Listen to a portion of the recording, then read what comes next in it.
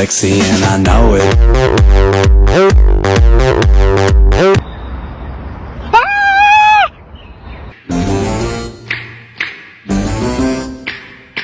His name is John C.